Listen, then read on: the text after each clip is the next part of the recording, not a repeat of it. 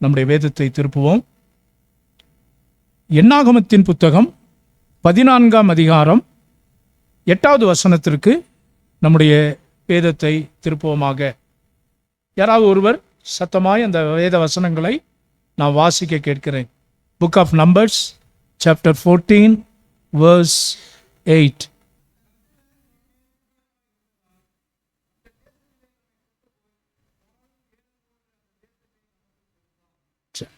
Sir Karen வாசிங்க.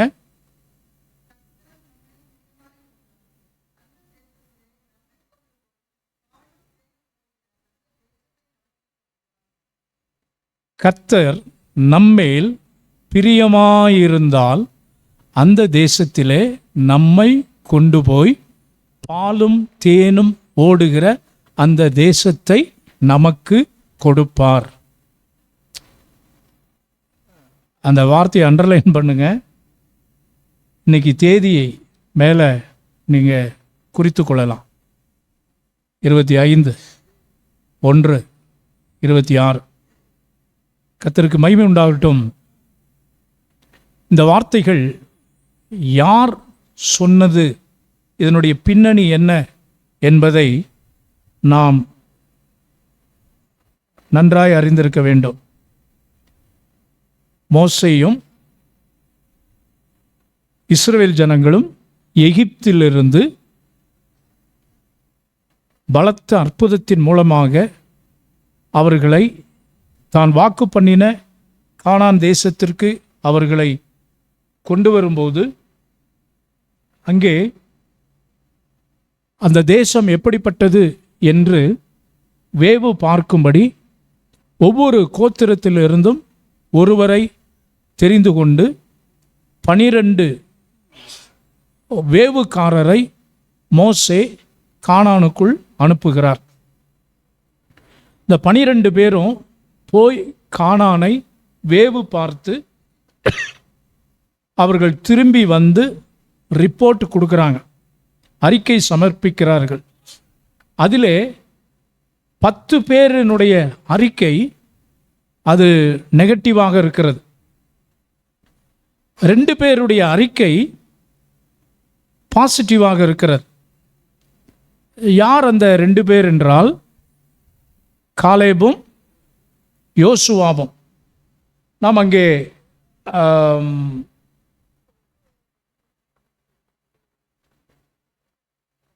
6வது வசனத்தை வாசிங்க.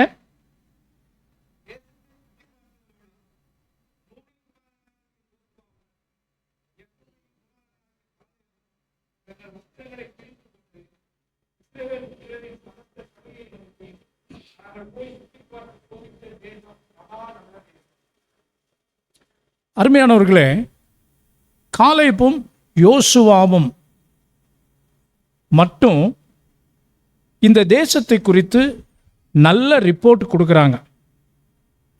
இந்த புது வருஷத்தில் நீங்களும் நானும் தேவன் நமக்கு கொடுக்கிற ஆசீர்வாதங்கள், தேவன் நமக்கு காட்டும் தேசம் என்று சொல்லும்போது அது நம்முடைய குடும்பத்தை குறிக்கிறதா இருக்கிறது, தனிப்பட்ட வாழ்வை குறிக்கிறதா இருக்கிறது. லிட்டரலாக நம்முடைய மாநிலம் தமிழகம், நம்முடைய இந்திய தேசம், கர்த்தர் நமக்கு கொடுத்திருக்கிற இந்த காரியங்கள் எல்லாம் இதற்காகத்தான் கர்த்தர் வாக்கு பண்ணி இஸ்ரவேல் ஜனங்களை வழி நடத்தி கொண்டு வருகிறார். தலைவனாகிய மோசே இந்த 12 பேரிடத்தில் ஒரு பொறுப்பு கொடுத்து அவர்களை அனுப்புகிறார் கானான் தேசத்திற்கு. இப்போ ரிப்போர்ட் கொண்டு வர்றாங்க. 10 பேருடைய அறிக்கை அங்கே முன்பாக நாம் வாசிப்போமானால் சொல்கிறாங்க, அங்கே ஏனாக்கின் புத்திரரை கண்டோம், அவர்கள் மகா பெரிய ராட்சதர்களாக இருந்தார்கள், அவர்கள் வந்து அவருடைய பார்வைக்கு நாங்கள் வெட்டுக்கிளிகளைப் போல இருந்தோம், எங்கள் பார்வைக்கும் நாங்கள் அப்படித்தான் இருந்தோம், நம்மால் அந்த ஜனங்களை மேற்கொள்ள முடியாது, இது கடினமான காரியம். இப்படி நெகட்டிவான அல்லது எதிர்மறையான காரியங்களை அவர்கள் சொல்லிக்கொண்டே போகிறார்கள். அப்போது அங்கே நாம் பார்க்கிறோம், யோசுவாவும் காலேபும் தங்கள் வஸ்திரங்களை கிழித்து கொண்டு சபையார் எல்லாருக்கும் முன்பாக விழுந்து அவர்கள் சொல்லுகிறார்கள், நாங்கள் போய் சுற்றி பார்த்த சோதித்த தேசம் மகா நல்ல தேசம். கர்த்தர் நம்மேல் பிரியமாயிருந்தால் அந்த தேசத்திலே நம்மை கொண்டு போய், ஆமென், பாலும் தேனும் ஓடுகிற அந்த தேசத்தை நமக்கு கொடுப்பார். இந்திய தேசம் மற்றவர்களுடைய பார்வையிலே ஒருவேளை அப்படி எல்லாம் காரியங்கள் நடக்கிறது போல நமக்கு தெரியும். இன்றைக்கு சூழ்நிலைமைகளை நாம் பார்ப்போமானால் வட மாநிலங்கள் மட்டுமல்ல, தமிழகத்திலேயும் தென் மாநிலங்களிலேயும் இப்படிப்பட்டதான காரியங்கள், கர்த்தருக்கு விரோதமானவைகள், ஏன்னா கொடும் பாதகங்கள், ஏன்னா மனிதாபிமானமற்ற செயல்கள், அப்படியெல்லாம் அநேகம் நடக்கிறதை பார்க்கிறோம். இப்படி பார்க்கும்போது அநேகருடைய எண்ணம் என்னவாக இருக்கிறது என்றால், இது முடியாது, இந்த தேசம் சந்திக்கப்பட முடியாது, இது மகா கடினமான தேசம், இது இந்துக்களின் ராஜ்யம், இப்படி எல்லாம் பல காரியங்களை குறித்து சொன்னாலும் தேவனுடைய பிள்ளைகளாகிய நாம் பாருங்க, 10 பேர் நெகட்டிவான காரியங்களை சொல்லுகிறார்கள். ஆனால் 2 பேர் மட்டும் தேவ ஆவியினாலே நிரப்பப்பட்டவர்களாய் அவங்களுடைய வாழ்க்கையே சற்று வித்தியாசமானது. பாருங்க, மெஜாரிட்டி நெகட்டிவ், ஆனால் கொஞ்சம் பேர், அந்த 2 பேர் மாத்திரம் அவங்க பாசிட்டிவாய் தேவனுடைய மகத்துவத்தை மகிமைப்படுத்தி அவர்கள் சொல்லுகிறார்கள், நாங்கள் போய் சுற்றி பார்த்து சோதித்த தேசம் மகா நல்ல தேசம். கர்த்தர் நம்மேல் பிரியமாயிருந்தால் அந்த தேசத்திலே நம்மை கொண்டு போய் பாலும் தேனும் ஓடுகிற அந்த தேசத்தை நமக்கு கொடுப்பார். அப்பேற்பட்ட ஒரு விசுவாசம், திட நம்பிக்கை அவர்களுக்கு உண்டு. இந்த புது வருஷத்தில் காரியங்கள் லாஜிக் படி பார்த்தா அது நடக்காது, இது செயல்படாது, இது தேராது, இது ஒப்பேராது, இதெல்லாம் அப்படிங்கிற மாதிரி தான் சூழ்நிலைமைகள் சாதகமற்று காணப்படும். ஆனால் வானத்தை பூமி படைத்த கர்த்தர் நம்மோடு இருக்கிறபடினாலே எப்பேற்பட்ட காரியங்களையும், ஆமென், ஆண்டவர் நம்மை கொண்டு நம் மூலமாய் அவர் செய்து முடிக்க அவர் போதுமானவராக இருக்கிறார். அருமையானவர்களே, வாயின் வார்த்தைகள் மிக கவனம். இந்த புது வருஷத்தில் ஒரு தீர்மானம் எடுங்க. என்ன தீர்மானம்? என் வாயிலிருந்து ஒரு நாளும் நெகட்டிவான எதிர்மறையான காரியங்கள். சார் ப்ராக்டிக்கலாக பேசுங்க. எங்க ப்ராக்டிக்கலாக அப்படி தாங்க இருக்கும். ஃபேக்டு பாஸ்டர், இதுதான் ஃபேக்டு, இவ்வளோதான் என்னால் முடியும். ஃபேக்டை பார்க்காதீங்க. ட்ரூத் என்ன சொல்லுகிறது? சத்தியம் என்ன சொல்லுகிறது? சத்தியம் என்ன? சத்தியம் உங்களை விடுதலையாக்கும். சத்தியத்தையும் அறிவீர்கள். சத்தியம் உங்களை, ஃபேக்ட் என்ன சொல்லுது? லாஜிக் என்ன சொல்லுது? நடைமுறையில் நெவர் நடைமுறையை பார்க்கல. யாரு? காலேபு யோசுவாவும். நடைமுறை பார்த்தால் ஏனாக்கின் புத்திரர், ராட்சதர், அங்கே எல்லாம் அப்படி. ஒருவேளை அது உண்மையாகவே இருந்தாலும் தேவன் நம்மோடு இருக்கிறார், காரியங்களை அவர் வாய்க்க பண்ணுவார். எப்படி நெகட்டிவான காரியங்களை பேசின அந்த 10 பேரும் வனாந்தரத்திலே அழிந்து போனார்கள். காலேபு யோசுவா வந்தாங்க, கானானுக்குள் பிரவேசித்தார்கள். உன் வாயின் வார்த்தை, மனுஷன் எதை விதைக்கிறானோ அதையே அறுப்பான். அந்த புது வருஷத்தில் வாயை திறந்தீங்கன்னா நல்ல பாசிட்டிவான, நல்ல நேர்மறையான கருத்துக்கள். கர்த்தர் என்னோடு இருக்கிறார், நான் பயப்படேன், மனுஷன் எனக்கு என்ன செய்வான். இது துணிகரம் இல்லைங்க, தேவன் மேலே வைத்திருக்கிற ஒரு ஆழமான விசுவாசம், நம்பிக்கை, பற்று என்று சொல்லுகிறோமே, அது யாரையும் பொய் சொல்லவில்லை. யாரையும் நம்முடைய தகுதிக்கு மிஞ்சி எண்ண வேண்டிய அவசியம் இல்லை. யோபு சொன்னாரே, அந்நிய கண்கள் அல்ல, என் சொந்த கண்களே அவரை காணும், என் மீட்பர் உயிரோடு இருக்கிறார். ஆகவே புது வருஷத்தில் எத்தனையோ தீர்மானம் எடுக்கிறோம் இல்லையா? இப்படி ஒரு தீர்மானம் எடுங்க. ஆண்டவரே, என் வாயிலிருந்து ஒரு நாளும் நெகட்டிவான, ஏன் அப்படி சொல்கிறோன்னா, நமக்கு சாட்சி. இந்த 2 பேர் தான் கானானுக்குள் பிரவேசித்த 20 லட்சம் பேருங்க. 20 லட்சம் பேர் ஏறக்குறைய மதுரை சிட்டி பாப்புலேஷன் இல்லையா, சிட்டி லிமிட்டு 25 லட்சம்னு சொல்கிறாங்க. ஓகே, 20 லட்சம்.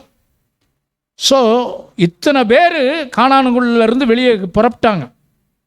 ஆனால் போய் சேர்ந்தது இந்த 2 பேர் தான். விசுவாச அறிக்கை, தேவன் என்னோடு கூட இருக்கிறார். இந்த புது வருஷத்தில் ஆமென், படிக்கிறவர்கள், வேலை செய்கிறவங்க, தொழில் வியாபாரம் செய்கிறவங்க, சூழ்நிலைமைகள் எல்லாம் எப்படி இருந்தாலும் சரி, சீசன், கடுமையான குளிர், கூல்ட்ரிங்க்ஸு, ஐஸ்கிரீமு, இதெல்லாம் எப்படி வியாபாரம் இல்லை, கர்த்தரை தேடுகிறவர்களுக்கும் ஒரு நன்மையும் குறைபடாது. தேவன் போஷிப்பார், தேவன் போஷிப்பார், தேவன் நடத்துவார். மழையோ வெயிலோ பனியோ குளிரோ எதுவும் தேவனுடைய கிரியையை தடை செய்ய முடியாது. கர்த்தர் எப்படி இருந்தாலும் ஆண்டவர் கொண்டு வந்து காரியங்களை அவர் மாற பண்ணுவார். அருமையான தேவனுடைய பிள்ளைகளே, தேவ கிருபையினாலே நடந்த சம்பவம் ஒன்று. ஒரு குறிப்பிட்ட ஊரில் பிரபலமான ஒரு மருத்துவர், அவர் ஒரு விதமான அந்த கேன்சர் வியாதி, அதில் பல விதமான கேன்சர் இருக்குது. அதில் இந்த ஒரு விதமான கேன்சர் அது ரொம்ப ரேர். அதை குணமாக்கக்கூடிய கிருபையை பெற்ற இந்த மனுஷன். ஸோ அந்த கண்டுபிடிப்புக்காக இவருக்கு அவார்டு கொடுக்கும்படி இவரை இன்னொரு இடத்திற்கு, அவர் இருந்த நாட்டில் இன்னொரு பகுதிக்கு அவர் விமானத்தில் செல்வதற்காக டிக்கெட் புக் பண்ணுறார். புக் பண்ணி குறிக்கப்பட்ட அந்த இடத்திற்கு அவர் போய் கொண்டிருக்க. எதுக்கு போகிறாரு? அந்த கேன்சர் வியாதிக்கு மருத்துவம் சிகிச்சை கண்டுபிடித்ததுனால அதற்கு அவார்டு கொடுக்கும்படி, அவரை கௌரவிக்கும்படி அவருக்காக ஆயத்தம் பண்ணப்பட்டிருக்கிற அந்த கான்ஃபரன்ஸில் பங்கேற்க இவர் விமானத்திலே போய்கொண்டிருக்கிறார். போய்கொண்டிருக்கிற போது திடீரென்று விமானத்திலே ஒரு பிரச்சனை ஏற்பட்டது. 3 மணி ட்ராவலுக்கு இன்னும் அவர் அந்த ஊரை அடைய இன்னும் 3 மணி நேரம் இருக்குது. ஆனால் ஃப்ளைட்டு கீழே ஒரு காட்டு பகுதியில் தரையிறங்க வேண்டிய சூழல் ஏற்பட்டது. தரையிறங்கினார்கள். அதுக்கு மேலே ஃப்ளைட்டு போக முடியாது, அங்கே ரிப்பேர் ஆயிடுச்சு. ஆகவே இவரோ குறிக்கப்பட்ட நேரத்தில் அந்த ஊருக்கு போக வேண்டும், வேறு வழி இல்லை. எவ்வளோ முயற்சி பண்ணி பார்க்குறார். வேறு எந்த கார் எடுத்துகிட்டு போனாலுமே பல மணி நேரங்கள் ஆகும். ஆகவே இவர் எப்படியோ கஷ்டப்பட்டு அந்த லோக்கலில் ஒரு டாக்ஸி அரேஞ்ச் பண்ணிட்டார். ரொம்ப விலை உயர்ந்த டாக்ஸி, குயிக்காக போகிறது டாக்ஸியில் எடுத்துட்டு அவர் அரேஞ்ச் பண்ணி டாக்ஸியில் போய் கொண்டிருக்கிறார். ஒரு குறிப்பிட்ட ஊரை அடைந்த உடனே டாக்ஸி டயர் பங்க்சர். வேறு வழியில் இரவு நேரம் அங்கே தான் அந்த நாளை கழிக்கும். காலையில் தான் மெக்கானிக்கோ அல்லது எல்லாம் வருவார்கள். இவர் தகவல் சொல்லவும் இடமில்லை. அப்படிப்பட்ட ஒரு சூழலில் இரவு நேரம், கடுமையான இருள், இப்படி பார்க்குற போது ஒரு குடிசை, அவங்க ஜெபிக்கிற ஒரு குடும்பம், ஜெபிப்பதற்கு அவங்க ஆயத்தமானார்கள். அப்போது அவருடைய படுத்த படுக்கையில் இருக்கிற ஒரு மகன், 18 வயது வாலிப மகன், அவனுக்காகவும் அவங்க ஜெபம் பண்ணிக்கிட்டு. அப்போ அவர் கேட்டார், அவனுக்கு என்ன பிரச்சனை? நீங்கள் எனக்கு செய்த இந்த உதவிக்காக நான் உங்களுக்கு ஏதாவது செய்ய விரும்புகிறேன், உங்களுடைய மகனுக்கு என்ன ஆச்சு அப்படின்னு சொல்கிறபோது அவங்க சொல்கிறாங்க, ஐயா இவனுக்கு ஒரு குறிப்பிட்ட அந்த கேன்சர், அது யாராலையும் சுகமாக்கப்பட முடியாது. ஆனால் ஒருத்தர் சொன்னாங்க, ஒரு குறிப்பிட்ட டாக்டர், அவர் இங்கே மும்பையில் இருக்கிறார், நாங்கள் இங்கே இருந்து அந்த ஊருக்கு பையனை கொண்டு போகவோ அதுக்கு செலவழிக்கவோ எங்களால் முடியாது. ஆகவே நாங்கள் ஆண்டவருடைய கரத்தில் என்னுடைய மகனை அர்ப்பணித்து பல மாதங்களாக அவனுக்காக ஜெபம் பண்ணிக்கிட்டு இருக்கிறோம் ஐயா அப்படின்னு சொல்லி. அப்போது கேட்டார் அவன், அந்த டாக்டர் பேர் என்ன தெரியுமா உங்களுக்கு அப்படின்ன உடனே அவங்க பேர் சொன்னாங்களாம், டாக்டர் குப்தா, அது சம்திங் அந்த பேர். அப்படி உடனே அவர் கடவுளுக்கு நன்றி சொல்லி துதித்தாராம். அம்மா, அந்த டாக்டர் வேற யாரும் இல்லை, நான் தான். நீங்கள் ஆராதிக்கிற ஜெபிக்கிற தேவன் என்னை என்னுடைய விமான பயணத்தை கேன்சல் செய்ய வைத்து டாக்ஸியை பஞ்சர் ஆக்கி இந்த இடத்திற்கு கொண்டு வந்திருக்கிறார். நாளைக்கே என் கூட இந்த பையனையும் கூட்டிட்டு நீங்கள் என் ஹாஸ்பிட்டலுக்கு வாங்க. பாருங்கள், நம்முடைய ஜெபம் சூழ்நிலைமைகள் இவைகளெல்லாம் பார்த்தால் சாதகமே இல்லை. மும்பை எங்கே இருக்கிறது, இவங்க இருக்கிறது வெஸ்ட் பெங்கால், கல்கட்டாவுக்கு பக்கத்தில். அப்படி ஒரு இடம். இவங்களால பண வசதி இல்லை கொண்டு போக. ஆனால் பாருங்க, அந்த ஊக்கமான உண்மையுள்ள பெற்றோரினுடைய ஜெபம் இந்த மனுஷனை எப்படி கொண்டு வந்து எவ்வளவு காரியங்கள் பாரு. கர்த்தரால் ஆகாத காரியம் ஒன்று உள்ள விசுவாச வார்த்தைகள். அம்மா சொல்றாங்க, எப்படியாவது ஆண்டவர் என் மகனை சுகமாக்கிடுவார்.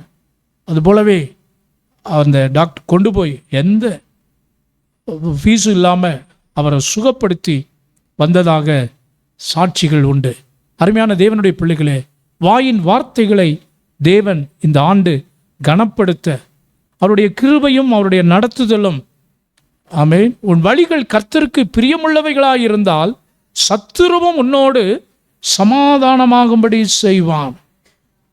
வாயிலிருந்து நெகட்டிவான எந்த ஒரு வார்த்தையும் வர வேண்டாம். இங்கே அவங்க சொல்றாங்க, காலேபு யோசுவாவும் என்ன சொல்றாங்க, நாங்கள் சுற்றி பார்த்த தேசம் மகா நல்ல தேசம்.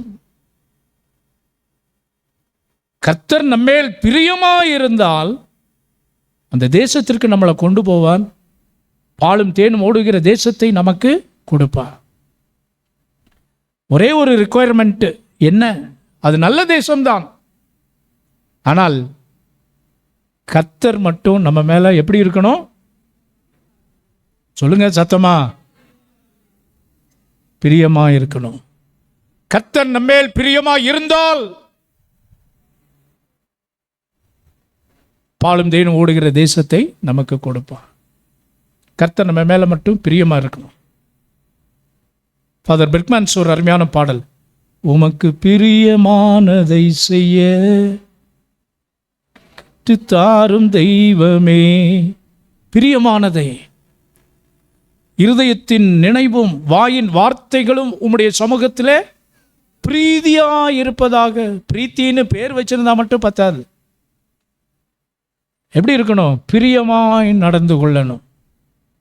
என் பிரியமே, என் ரூபவதியே என்று கர்த்தர் தன்னுடைய மணவாளியை ஆண்டவர் அழைக்கிறார். பாருங்க, ஒருவரை ஒருவர் நேசிக்கிறவர்கள் அப்படின்னா அவங்க பிரியமாய் நடந்து கொள்வார்கள். அப்படித்தானே? பிஃபோர் மேரேஜ் த லவ்வர்ஸ், நமக்கு ஒன்றும் இல்லைனாலும் அடுத்தவங்களை பிரியப்படுத்துறதில்ல அவங்க தங்களை வருத்தி கொள்வார்கள். தங்களை வருத்தி கொள்ளுவார்கள். ஏன்? என்னுடைய அந்த ஸ்பவுஸ், வாழ்க்கை துணை, எதிர்கால மனைவி, எதிர்கால கணவன், அவன் விருப்பம்தான். இதில் தான் நிறைய பேர் மயங்கி விடுகிறார்கள். அவங்களுடைய பேசுகிற வார்த்தைகள், ஹனி, டார்லிங், பர்கரு, பீஸாயா, வீட்டில் குடிக்கிறது பழைய கஞ்சி, ஆனால் வெளியில் காட்டிக்கிறது ஏன் சந்தோஷம். படிப்பாங்க. காலேஜில் நாங்கள் படிக்கிற போது கூட இருக்கிற பயலுங்க இந்த இந்த பிரச்சனை எல்லாம் அது அவங்களுக்கு வழக்கம். நமக்கு தான் அதெல்லாம் அந்த கிருபையே இல்லையே. அப்படி அலைவாங்க. ஒருத்தன் ஜோயல், நல்லா கவனிங்க, அவன் பர்ஸில் அவனுடைய லவ்வருடைய நெயில், ஏதோ பேசிக்கிட்டு இருக்கிற போது நெயில் கட் பண்ணியிருக்கும் போல, அதை எடுத்து பத்திரமா வருஷக்கணக்கில் வச்சுருந்தவங்களாம் உண்டு. அப்புறம் பார்த்தா கதை வேத மாதிரி போய் கேட்போம், ரமேஷ் என்னடா அதை ஏண்டா கேட்குற அப்படின்னு அப்படியெல்லாம் சொல்லலாம். என்ன சொல்ல வருகிறேன் என்றால், நேசத்தை வெளிப்படுத்துவதற்கு பிரியமாய் நடந்து கொள்ள நாம் விரும்புகிறோம். ஆண்டவர் இங்கே இங்கே யோசுவாவும் காலேபும் சொல்லுகிறார், கர்த்தர் நம்மேல் பிரியமாக இருந்தான். ஸோ இப்போ நம்ம தியானிக்க போகிறோம், என்னென்ன செஞ்சு கர்த்தரை நம்ம பிரியப்படுத்தலாம். இன்னைக்கு செய்தி நீங்கள் தான் பாயிண்ட் 1 சொல்லுங்க. என்ன செய்தால் கர்த்தர் பிரியப்படுவார்? கர்த்தரை துதிக்கணும், வெரி குட். ஆத்தும ஆதாயம் பண்ணணும், என்ன?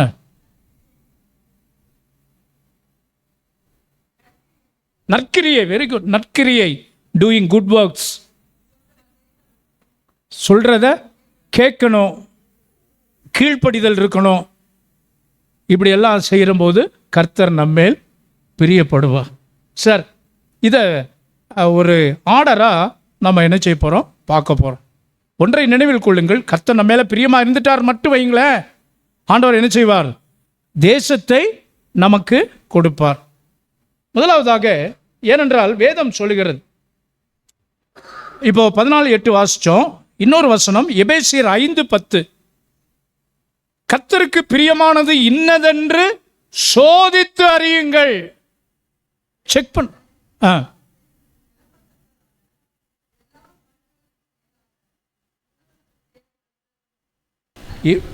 ஆமாம், எபேசியர் 5:10,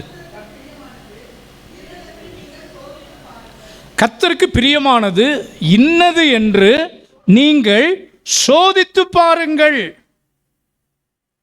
இன்னொரு வசனம் இருக்கிறது, கர்த்தர் நல்லவர் என்பதை ருசித்து பாருங்கள்.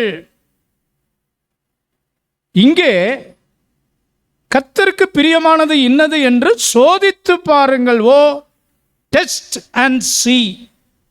முதல்ல சொன்ன வசனம் ஓ டேஸ்ட் அண்ட் சீ. இப்போ டெஸ்ட் பண்ணுங்க, சோதித்து பாருங்கள், எது கர்த்தருக்கு பிரியமானது. முதலாவது வாசிக்கலாம், நீதிமொழிகள் 12ஆம் அதிகாரம் 22வது வசனம். Proverbs 12:22.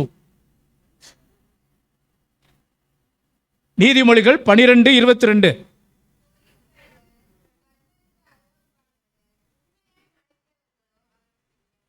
உண்மையாய் நடக்கிறவர்களோ அவருக்கு பிரியம்.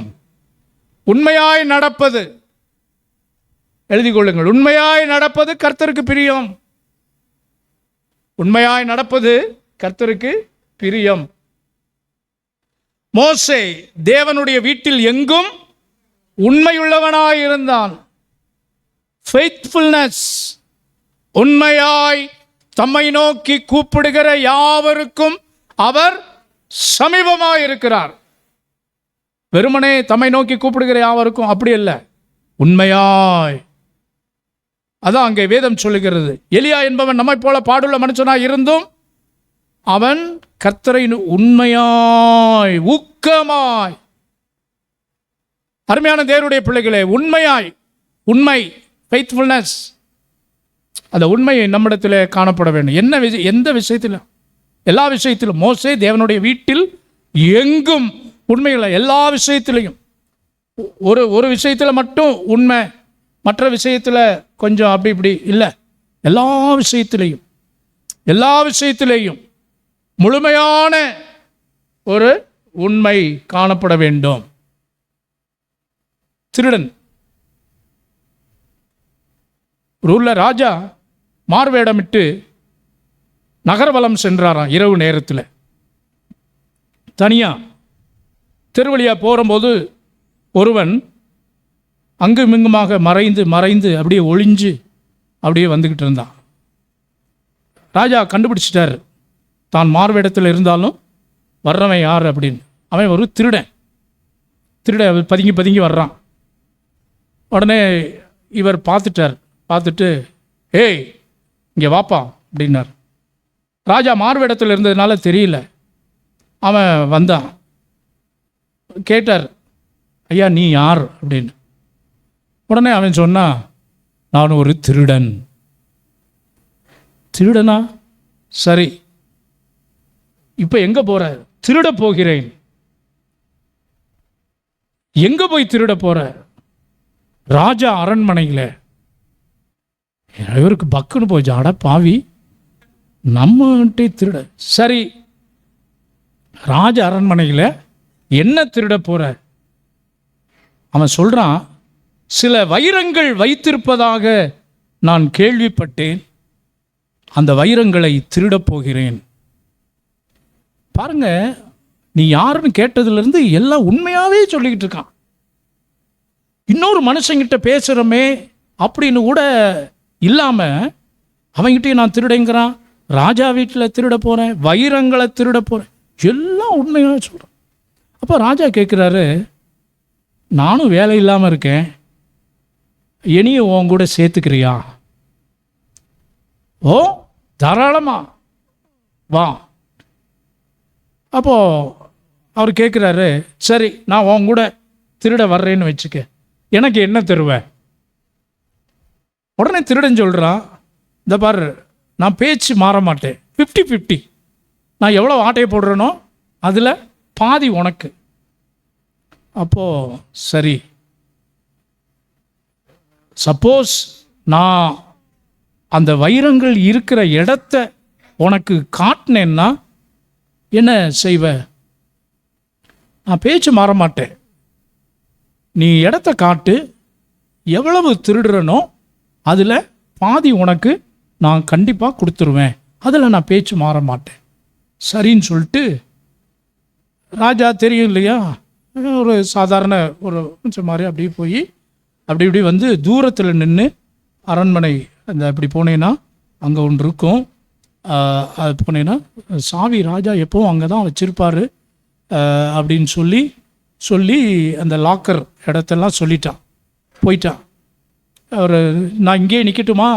ஆமாம் நீ இங்கேயே நெல், நான் திருடிட்டு வருவேன் அப்படின்னு. அதுபோல் இவன் போய் அந்த லாக்கர்ஸ் எல்லாம் திறந்து பார்க்குறான். உள்ளே 3 விலை மதிப்பில்லாத வைரங்கள் இருக்கிறது. எத்தனை வைரம்? 3 வைரம். இவன் எல்லாவற்றையும் பார்த்து 2 வைரங்களை மட்டும் எடுத்துக்கொண்டு 1 வைரத்தை அங்கேயே வச்சுட்டு அவன் பூட்டி சாவி அங்கே வச்சுட்டு வந்துடுறான். வெளியே வந்துடுறான். ராஜாவுக்கு என்ன, இங்கே வெளியே நிற்கிற ராஜாவுக்கு இவன் அப்படி போயிடுவான், திருடனாவது பாதி கொடுக்கறதாவது விட்டா அப்படி ஆயிடுவான்னு நினச்சிக்கிட்டு இருக்கிறாரு. ஆனால் கரெக்டாக அந்த ராஜாவை தேடி வந்துட்டான். தேடி வந்த உடனே ராஜா கேட்குற, என்னப்பா போனியா, பார்த்தியா? ஆமாம் பார்த்தேன், திருடுனேன். சரி எனக்கு பேசினபடி பாதி கொடு. அப்போ அவன் 1 வைரத்தை எடுத்து இவனிடத்தில் கொடுக்குறான். ராஜா, என்ன ஒன்று கொடுக்குற? ஆமாப்பா நான் திருடுனது 2, 50-50ன்னு பேசணும் இல்லையா, அதில் 1 வைரம் உனக்கு. ஓ ராஜா கேட்குற, 2 தான் இருந்துச்சா? இல்லை 3 இருந்தது. 3 இருந்தது. ஏயா அதை ஏயா உன்னை விட்டுட்டு வந்த? அது எப்படிங்க, ஒரு மனிதாயம் வேண்டாமா? திருடுனாலும் ஒரு நியாயம் வேணுங்க. ராசா எவ்வளவு பாடுபட்டு அவர் என்ன கஷ்டப்பட்டிருப்பாரோ, அவருக்கு ஒன்றாவது இருக்கட்டுமே, ஒரு நல்ல எண்ணத்தில் தான் வச்சுட்டு பாருங்க.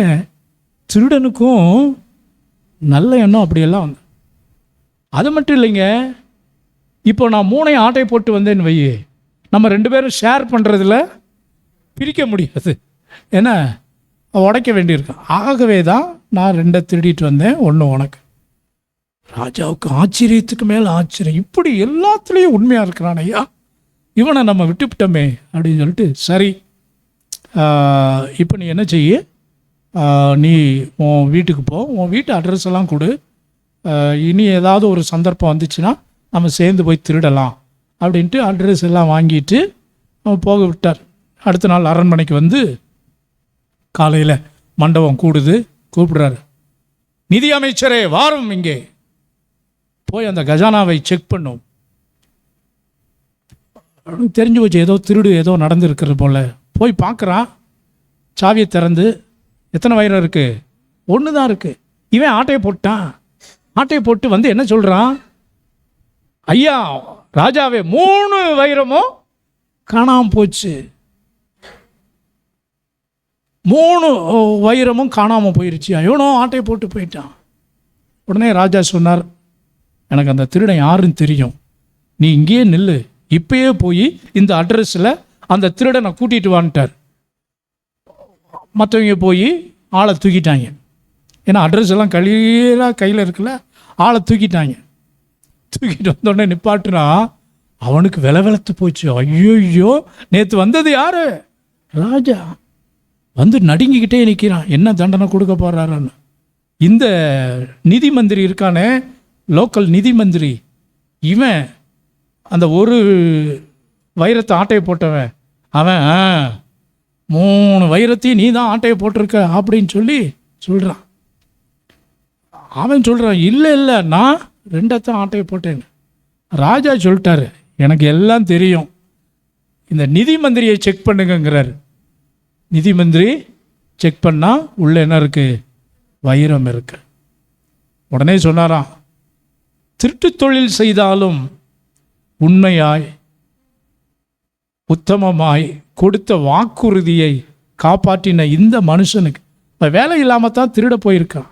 ஆகவே இந்த நிதி மந்திரி வேலையை இவனுக்கு கொடுங்கள், இவனை சிறையில் அடங்க. கூட இருந்துக்கிட்டே குழி பறிச்சான். இவன் கெட்டவன், இவன் திருட, இவன் புத்தியே அதுதான். ஆனாலும் அவனுடைய உண்மை இன்றைக்கு அவனுக்கு ஒரு உயர் பதவியை கொடுத்திருக்கிறது. பாருங்க, பொய் உதடன், உண்மை இல்லாதவன். அருமையானவர்களை பாருங்க, உண்மையுள்ள மனுஷன் பரிபூரண ஆசீர்வாதங்களை பெறுவான். அதனால் நீங்கள் போய் திருடுங்க அல்லது பொய் சொல்லுங்கன்னு சொல்ல வரவில்லை. இதுலையும் உண்மையாய், அதான் ஆண்டவருடைய வார்த்தை, உண்மையாய் தம்மை நோக்கி கூப்பிடுகிற ஜெபத்தில் உண்மையாய் தம்மை நோக்கி கூப்பிடு, ஏர்னஸ்ட்லி, சின்சியர்லி. அருமையான தேவனுடைய பிள்ளைகளே, நீங்களும் நானும் உண்மையை கடைபிடிக்கிறவர்களா? யோபு சொல்லுகிறார், யோபு அவன் உத்தமனும் சன்மார்க்கனும் தேவனுக்கு பயந்து பொல்லாப்புக்கு விலகிற மனுஷனுமாய் இருந்தான், அவனிடத்தில் அநீதி காணப்படவில்லை. மோசே தேவனுடைய வீட்டில் எங்கும் உண்மையுள்ள மனுஷனா இருந்தான். 2வது, எது ஆண்டவருக்கு பிரியம் என்று சொன்னால், நீதிமொழிகள் 15ஆம் அதிகாரம் 8வது வசனத்தில், நீதிமொழிகள் 15:8,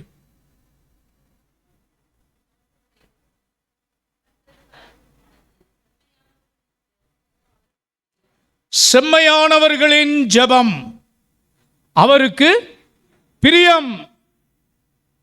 எல்லாருடைய ஜெபமும் அல்ல, கவனிங்க, எல்லாருடைய ஜெபமும் அல்ல, செம்மையானவர்களின் ஜெபம், செம்மையானவர்களின் ஜெபம் அவருக்கு பிரியமானது. ஐயா, எது செம்மையான ஜெபம் நான் எப்படி கண்டுபிடிக்கிறது? எது செம்மையற்ற ஜெபம்? இந்த செம்மை உண்மை ரெண்டுமே more or less the same. உள்ளத்தின் ஆழத்திலிருந்து, from the depth of our heart, செவையான வழியிலே என்னை நடத்தும், நேர்த்தியான நேர்மையான வழி, நேர்மை என்று சொல்லுகிறோமே, நேர் வழியில் என்றைக்குமே நம்ம இன்டைரக்டாக இப்படி போய் அப்படி அல்ல, நேரடியாக தேவனுடைய என்ன காரியமாக இருந்தாலும் நேரடியான மறைமுகமாக அப்படி அல்ல. ஜெபம் தேவ சமூகத்தில் தாழ்மையின் சிந்தையோடு செமையான ஜெபம். ஏதோ இந்த ஜெபத்திற்கு வர வேண்டுமே, நாளைக்கு 26ஆம் தேதி உபவாச ஜெபம்னு சொல்லியிருக்கிறாங்க, போகலைன்னா ஏதாவது அப்படி ஏதாவது ஒரு காரணத்திற்காக அப்படி அப்படி அல்ல, ஸ்பான்டேனியஸ்லி, உளப்பூர்வமாய், அதுதான் சபையான ஜெபம். அப்படி இல்லாத பட்சத்தில் வந்து ஜெபித்தும் மணிக்கணக்காய் நாம் காத்திருந்தோம், அதனாலே பிரயோஜனம் இல்லை. பாட்டியம்மாக்கள் உண்மையாய் ஜெபிக்கிறவர்கள் உண்டு. சில பாட்டியம்மாக்கள் தொந்தரவு தாங்காமல், பேரம்பேத்திமார் தொந்தரவு தாங்காமல் அவங்க ஜெபங்கள் ஏறெடுப்பார்கள். இப்போவே என்னை எடுத்துக்கொள்ளும் ஆண்டவரே, இப்போவே என்னை எடுத்துக்கொள்ளும் ஆண்டவரே. இப்படி தான் ஒரு பேரன் ஒரு பாட்டிக்கு ஒரு இடைஞ்சல் பண்ணிட்டான். அவங்க படுக்கிற ஈஸி சேர் அதை அந்த கட்டையை கழட்டி விட்டான். பாட்டியம்மா உட்கார்ற போது ஜமால்னு கீழே விழுந்துருச்சு. உடனே பேரைமார் மேலே கோபம் ஓடி வந்து போய் ஜெபம் பண்ணு, ஆண்டவரே இப்போவே என்ன எடுத்துக்கொள்ளு, இப்போவே என்ன எடுத்துக்கொள்ளு. இதுக்காகவே காத்திருந்த பேரைமார் மேலே பரன் மேலே ஏறி நின்று டார்ச் அடித்து பாட்டி முகத்து மேலே, மகளே இப்போதே வா, உன்னை எடுத்துக்கொள்ளுகிறேன். இயேசுவே இப்போ வேண்டாம், இப்போ வேண்டாம், இப்போ வேண்டாம், இன்னும் ஒரு 5-6 வருஷம் போகட்டும், இப்போவே வர வேண்டாம். இப்போ பேரன் வந்து கேட்டேன், இந்த பாட்டி நீ ஜெபம் பண்ணுறதெல்லாம் உண்மையாகவே ஜெபம் பண்ணுற? இந்த மாதிரி தான், சரியா? உண்மையான ஏர்னஸ்ட்லி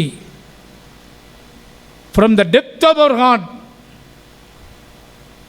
அந்த ஜெபம் தாழ்மை நிறைந்த ஜெபமாக இருக்கும். ஆரகண்ட்டில் இருக்கக்கூடாது, தாழ்மை நிறைந்த ஜெபம். அப்படிதானே லூக்கா 18வது அதிகாரத்தில் ஒரு ஏழை பெண்மணி இயேசு நடத்தில் வந்து அவள் ஜெபம் பண்ணுகிறாள். என் மக இப்படி வியாதிப்பட்டிருக்கிறா, ஆண்டவர் அவளை அசட்டை பண்ணுறார். பாப்பா, பிள்ளைகளின் அப்பத்தை நாய்க்குட்டிகளுக்கு போட முடியாது அப்படிங்கிறார்.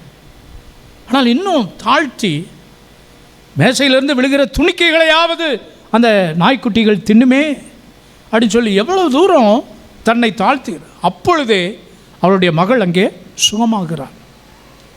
பாருங்கள், எந்த ஒரு எதிர்பார்ப்பும் இன்றி தன்னை எவ்வளவு தூரம் கர்த்தர் அவளை அசட்டை பண்ணுறது போல அவளுடைய விசுவாசத்தை, அவருடைய நம்பிக்கையை சோதிக்கும்படி அப்படி கேட்குறார், சொல்கிறார். ஆனால் இன்னும் அதிகமாய் தன்னை செம்மையாய் ஜெபிக்கிறது. அருமையான தேவனுடைய பிள்ளைகளே, தேவ கிருபை போலியான ஜெபத்தில் கூட உண்மையாய், சில நேரத்தில் செவையான ஜெபம், அன்னாள் ஜெபம். அன்னாள் பாருங்கள், ஏதாவது வார்த்தை ஜாலங்கள் அப்படி ஒன்றை அறிந்து கொள்ளுங்கள். ஒருத்தர் ஜெபம் பண்ண சொல்லும்போது உங்களுக்கு என்ன வார்த்தை தெரியுதோ தெரியலையோ, ஏன்னா ஆண்டவர்கிட்ட என்னச்சு, அன்னாள் அவள் தேவனோடு பேசினாள், உதடுகள் மாத்திரம் அசைந்தது. ஏலி கூட நினச்சிட்டாரு, என்ன ட்ரங்கார்டு போல் இந்த பொம்பளை. ஏன்னா அந்த காலத்தில் குடிகார பொம்பளை ஆட்கள் இருந்திருக்கிறாங்க, அப்படி இருந்திருப்பாங்களோ, குடித்து வெறிச்சிருக்கிறாங்களோன்னு. ஆனால் பாருங்கள், அவன் சொன்னான், பேலியாளின் மகளாக என்னை எண்ணாதீரும், நான் மன கிளேசமுள்ள ஸ்திரீ. சில நேரங்களிலே ஜெபிக்க முடியாது, நான் தழுதழுக்கும் வாயின் வார்த்தைகள். சிலர் இழப்பில் இருக்கிற மக்களை காணும்போது வார்த்தைகள் ஒன்றும் அவர்களை தேற்ற முடியாது, ஒரு பார்வை மட்டும் போதும். நம்முடைய கண்களிலிருந்து வருகிற கண்ணீர், அந்த அந்த அந்த ஏக்கம், பெருமூச்சு அவங்களுக்கு ஆறுதல் படுத்தும். அருமையான தேவனுடைய பிள்ளைகளே, அதுதான் செம்மையான ஜெபம். செம்மையாய் ஜெபிப்பது தேவனுக்கு பிரியமானது. மூன்றாவதாக, எது கர்த்தருக்கு பிரியமானது என்றால், இப்போது இதெல்லாம் தியானிக்கிறோமே, செய்தி முடிந்த உடனே நம்மளை ஆராய்ந்து பார்த்து நாம் அதில் எல்லாம் டெவலப் ஆகணும். ஏதோ வந்தோம், செய்தியை கேட்டோம், அப்படியே போயிட்டோம், அடுத்து இல்லை. செய்திகளுடைய நோக்கம், ஆராதனை கூடி வருவது, நம்ம இந்த வாரத்தில் என்ன கற்றுக்கொண்டோம் அதை கடைப்பிடித்து வாழும்பொழுது தான் அதனுடைய முழு பிரயோஜனமும் நமக்கு கிடைக்கும். வராதவர்களுக்கும் நமக்கு என்ன வித்தியாசம்? வந்து இந்த வார்த்தைகளை கேட்கிறவர்கள் நம்முடைய வாழ்க்கையில் இப்போ உண்மையை குறித்து தியானித்தோம், செம்மையாய் ஜெபிப்பது எப்படின்னு தியானித்தோம். அதெல்லாம் நம்முடைய வாழ்க்கையில் குறைவுகள் இருக்கும் என்றால் அதை இன்னும் அடுத்து அதை டெவலப் பண்ண ஆண்டவர் நமக்கு கிருபை செய்வாராக. மூன்றாவது, நியாயம் செய்வது. நியாயம் செய்வது நியாயம் செய்வது தேவனுக்கு பிரியம். நியாயமாய் வாழ்வது தேவனுக்கு பிரியம். நீதிமொழிகள் 11:1, 21:3. யாராவது ஒருத்தர் வாசிங்க சத்தமா. கள்ளத்தராசு கர்த்தருக்கு அருவருப்பானது, சுமுத்திரையான நிறைகளோ அவருக்கு பிரியம்.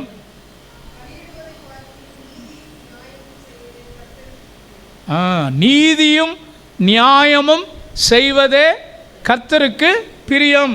நீதிமொழிகள் 21:3. நீதி நியாயம், அநீதி அல்ல, அதர்மம் அல்ல, நீதி நியாயம். செய்கிற எந்த ஒரு காரியத்திலையும் நீதி நியாயம் வேணும். அநியாயமாக குற்றம் சாட்டக்கூடாது. சமீபத்தில் கேரளாவில் நடந்த சம்பவம் கேள்விப்பட்டீங்களா? யூடியூப்பில் இதில் எல்லாம் வந்திருக்கும், நியூஸில் எல்லாம் வந்திருக்கும்.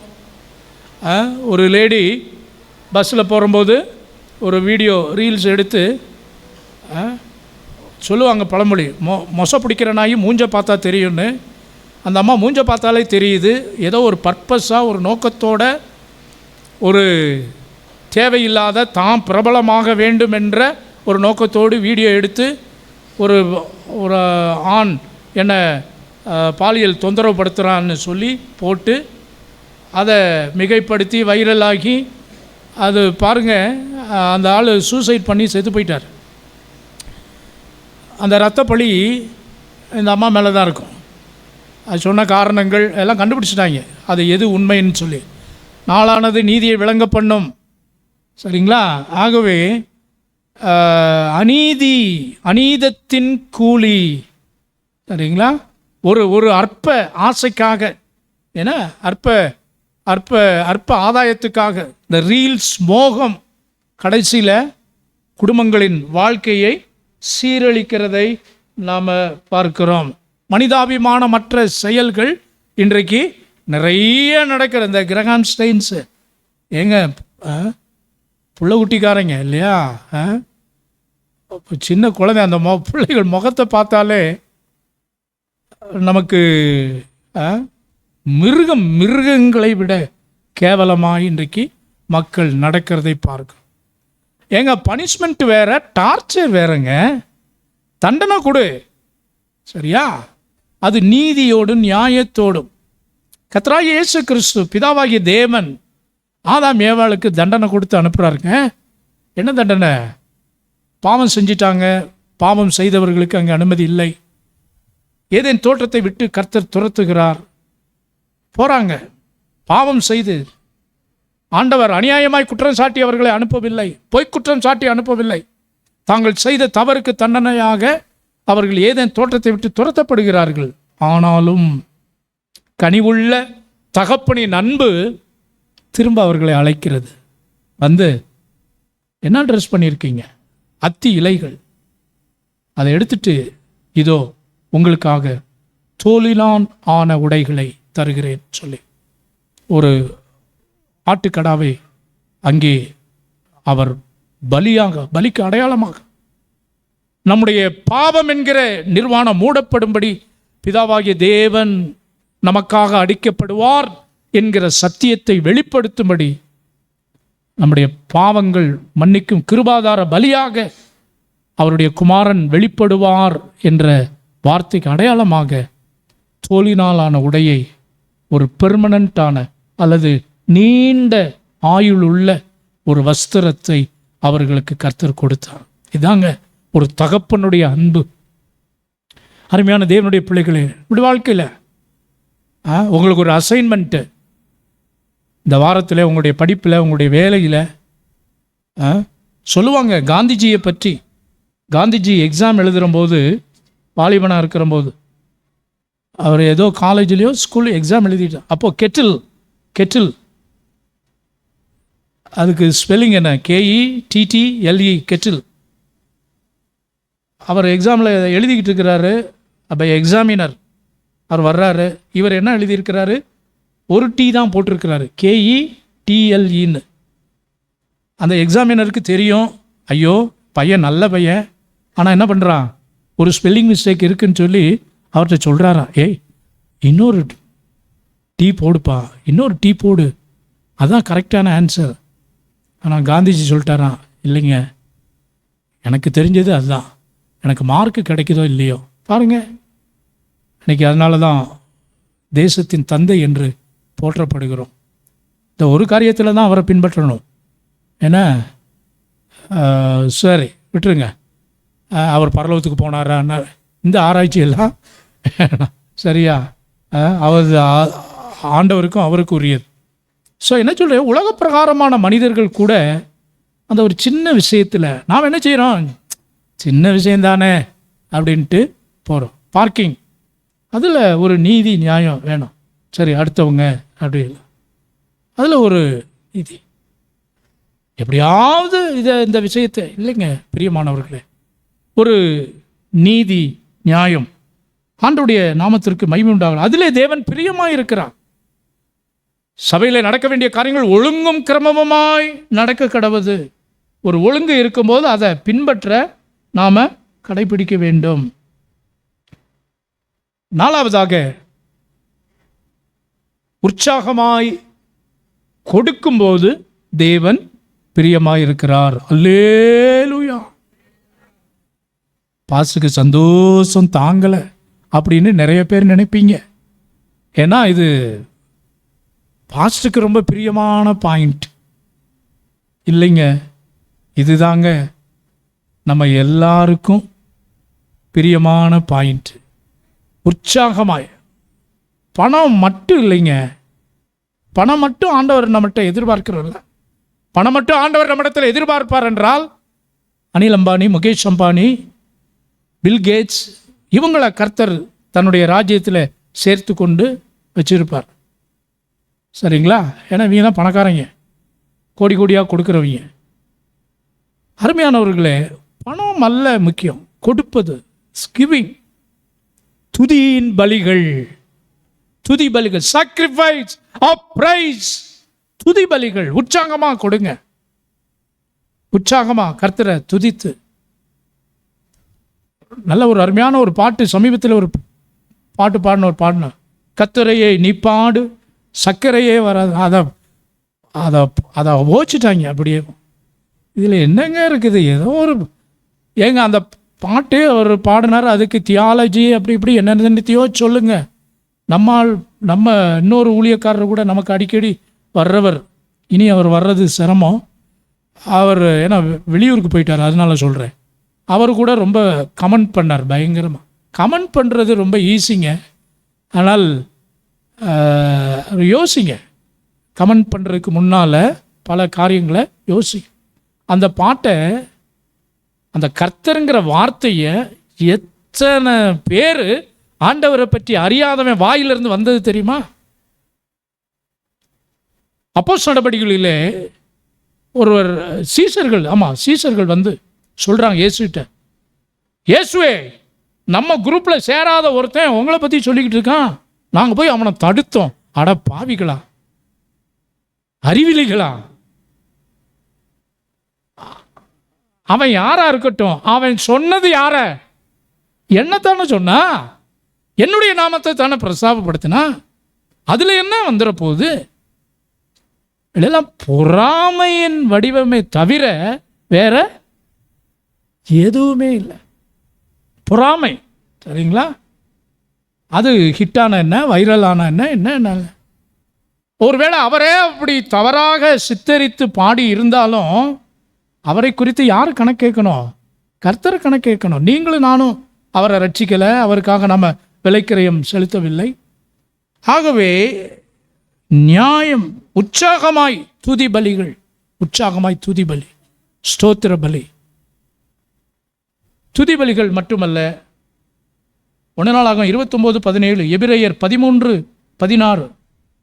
உங்களுடைய நேரம், டைம், உங்களுடைய நேரத்தை கொடுங்க, உங்களுடைய வியர்வையை கொடுங்கள், உழைப்பை கொடுங்கள், உங்களுடைய கண்ணீரை கொடுங்கள். உங்களுடைய பலனை கொடுங்கள். ஸ்ட்ரென்த் உழைங்க, கர்த்தருக்காக உழைக்க, கர்த்தருக்காக தியாகம் செய்யுங்கள். கடைசியில் தான் நம்ம பணம் பாக்கெட் நம்மளையே கொடுத்துட்டோம்னா நம்ம பாக்கெட்டும் தாராளமாக கர்த்தருக்குரியது. அனைத்தும் கிறிஸ்துவுக்கே, என் அனைத்தும் கிறிஸ்துவுக்கே. அருமையான தேவனுடைய பிள்ளைகளே, தேவ சமூகத்தில் கொடுக்கிறதுன்னு உடனே எண்ணமெல்லாம் சிந்தையெல்லாம் காணிக்கை, தசம பாகம், இதையும் செய்யணும். மற்றதெல்லாம் செய்கிறவர்கள் இதையும் தானாகவே செய்வார்கள். அவர்களுக்கு சொல்ல வேண்டிய அவசியமே இல்லை. இந்த பிரியப்படுத்துகிற வழிகளை நாம் கை கொள்ளும் போது இந்த 5 காரியங்கள் பார்த்துருக்கிறோம். தேவன் கிருபையால் 1 சாமுவேல் 2:26 சாமுவேல் கர்த்தருக்கும் மனுஷருக்கும் பிரியமுள்ள மகனாக நடந்து கொண்டான்.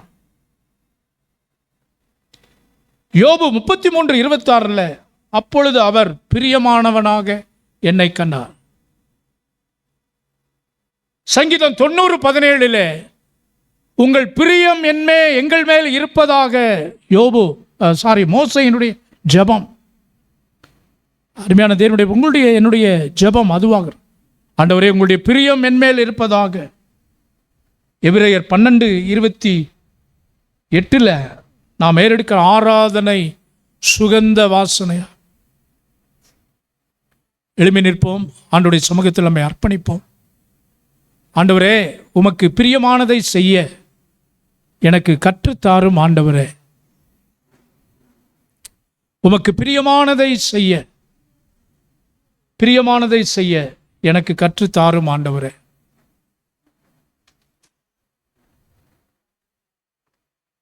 உமக்கு பிரியமானதை செய்ய எனக்கு கற்றுத்தாரும். ஆண்டவரே அர்ப்பணித்தேன்.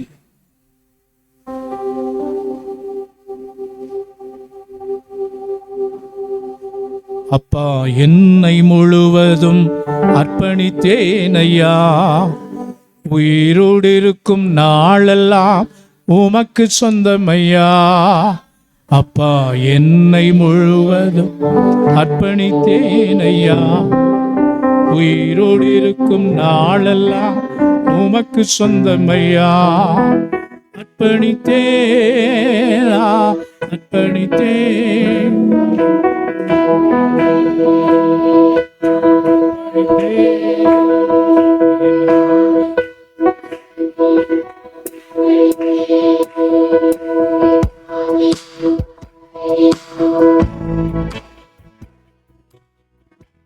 என்னை முழுவதும் அர்ப்பணித்தேன் ஐயா.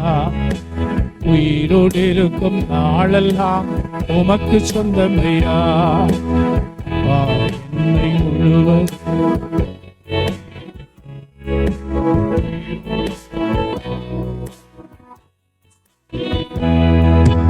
உள்ளம் உடல் எல்லாமே உமக்கு தந்தேன் ஐயா.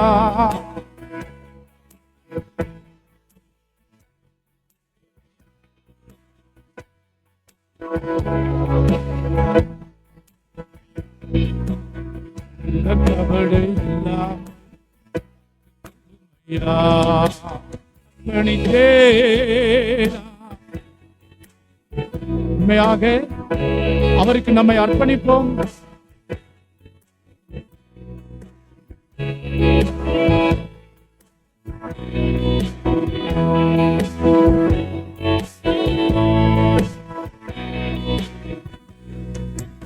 உலக பெருமை சிற்றின்பம் உதறி விட்டேன் ஐயா. உலக பெருமை சிற்றின்பம்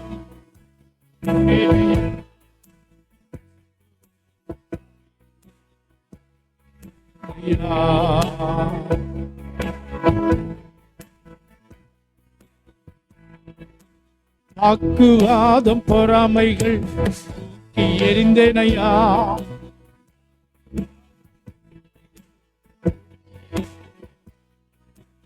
ஆண்டவர் இயேசுவை ஆடைய அணிந்து கொண்டேன் நான்.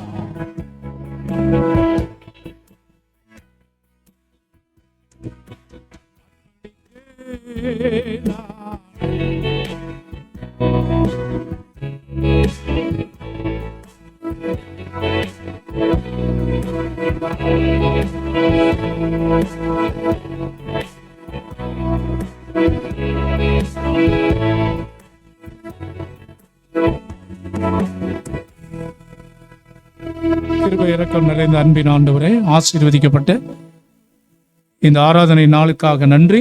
கர்த்தருடைய ஆவியானவர் இந்த நாளிலே உமக்கு பிரியமானதாய்,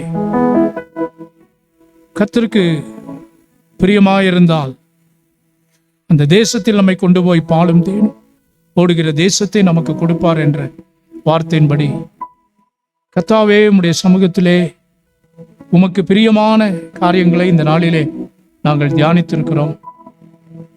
நீர் எங்கள் மேல் பிரியமாய் இருக்கும்படி உண்மையாய் நாங்கள் நடந்து கொள்ள, செவையாய் ஜெபிக்க, நியாயமாய் செய்ய, உற்சாகமாய் கொடுக்க, பயபக்தியாய் கீழ்ப்படிய, தாழ்மையோடு காத்திருக்க எங்களுக்கு கிருபை செய்யுங்க. ஆன்லைன் வாயிலாக இந்த வார்த்தைகளை கேட்ட தேவ ஜனங்கள் ஒவ்வொருவரையும் சுகவீனமுள்ள, பலவீனமுள்ள மக்கள் யாவருக்காகவும், வெளியூர்கள் வெளிநாடுகள் இருக்கிற குடும்பங்களுக்காகவும், இன்றைக்கு பிறந்த நாள் காண்கிற, திருமண நாள் காண்கிற தெய்வ பிள்ளைகள் யாவருக்காகவும் சமூகத்தில் வருகிறோம். ஆராதனைக்கு தடைப்பட்ட மக்களை கர்த்தர் நினைக்கிறோம். தெய்வ கிருபை தொடர்ந்து இந்த வாரத்தில் நடக்கிற ஊழியங்கள், ஆராதனைகள், ஜெப நேரங்கள், நம்முடைய பிள்ளைகளுடைய ஸ்கூல், காலேஜ் படிப்பு, அவருடைய எதிர்காலம், பிரயாணங்கள், முயற்சிகள் கர்த்தருக்கு சித்தமானது அவர் கையினால் வாய்க்கும் என்ற வார்த்தையின்படி உங்களுடைய பிரயாசங்களுக்கெல்லாம் பலனை கர்த்தர் தர நீர் போதுமானவராயிருக்கிறேன். இந்த கரத்தில் எங்களை அர்ப்பணிக்கிறோம். மீதியான நேரம் முழுவதும், நாள் முழுவதும் கிருபையின் மகா பிரசன்னம் எங்களோடு இருப்பதாக, தீமைகள் பொல்லாப்புகளுக்கு விலக்கும், மறைவான குற்றங்களுக்கு எங்களை நீங்களாக்கும். தேவரீர் எங்களை ஆசீர்வதித்து எல்லைகளை பெரிதாக்கி உமது கரம் எங்களோடு இருந்து தீங்கு எங்களை துக்கப்படுத்தாதபடிக்கு அதற்கு விலக்கி எங்களை காத்து, கிருபையும் இரக்கம் எங்களை சூழ்ந்து கொள்ளும், மகிமைப்படட்டும். கனம், துதி, மகிமை ஏற்றுக்கொள்ளும் கர்த்தராகிய இயேசுவின் நாமத்தில் பிதாவே. ஆத்துமாவே கர்த்தரை ஸ்தோத்திரம்.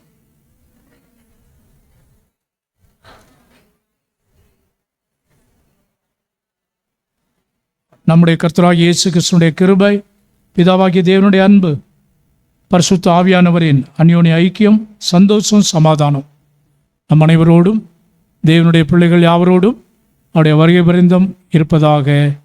ஆமேன். கர்த்தர் உன்னை ஆசீர்வதித்து உன்னை காக்க கடவர். கர்த்தர் தம்முடைய முகத்தை உன்மேல் பிரகாசிக்க பண்ணி உன்மேல் கிருபையாயிருக்க கடவர். கர்த்தர் தம்முடைய முகத்தை உன்மேல் பிரசன்னமாக்கி உனக்கு சமாதானம் கட்டளையிட கடவர் என்பதே. ஆமேன், ஆமேன், ஆமேன். எல்லாருக்கும் ஸ்தோத்திரம். கர்த்தர் உங்கள் ஒருவரையும் ஆசீர்வதிப்பாராக. பின்னால் டீ, இந்த ஸ்நாக்ஸ் ஆயத்தமாக இருக்கிறது. எல்லாரும் வந்து செல்லுங்கள்.